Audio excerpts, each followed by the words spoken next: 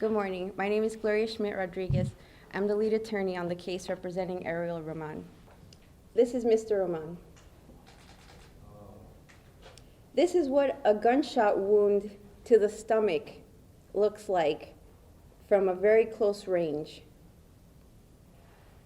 This is what we're fighting for to make him whole on. And that is why we filed a lawsuit this morning against the Chicago Police Department.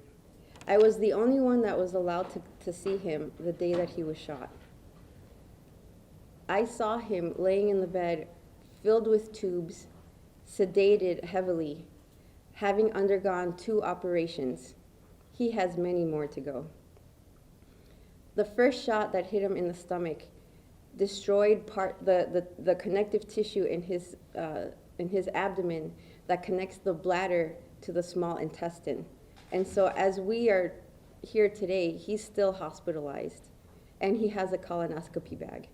This man is 33 years old.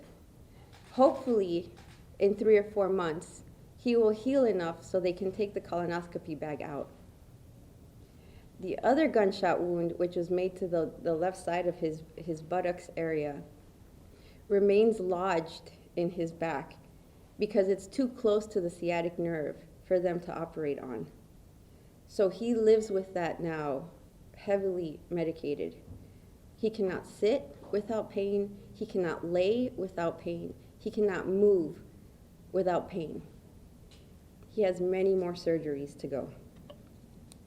How we got to this situation is simply because on the day that he was taking his day off, he was headed home, and he took the CTA red line. Around rush hour on February 28th, on Friday, he felt that he was having a panic attack on the train. He was diagnosed with anxiety disorder in 2019.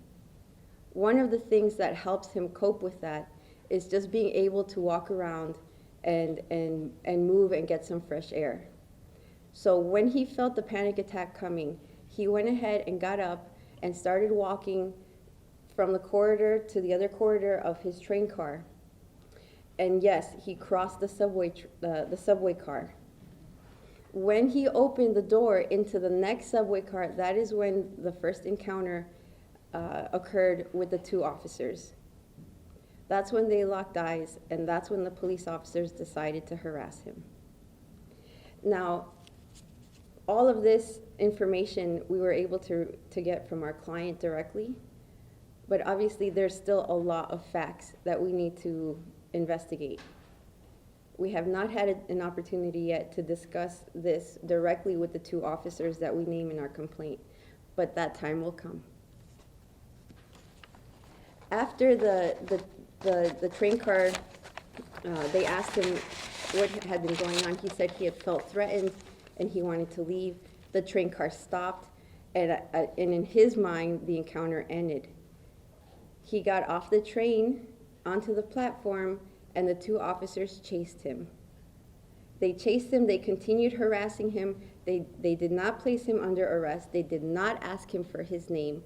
They did not ask him to give him a citation for the ordinance violation of crossing the subway tracks. Instead, they wrestled him to the ground by grabbing him from behind. They tased him twice. They pepper sprayed him in the face, and then they went ahead and shot him.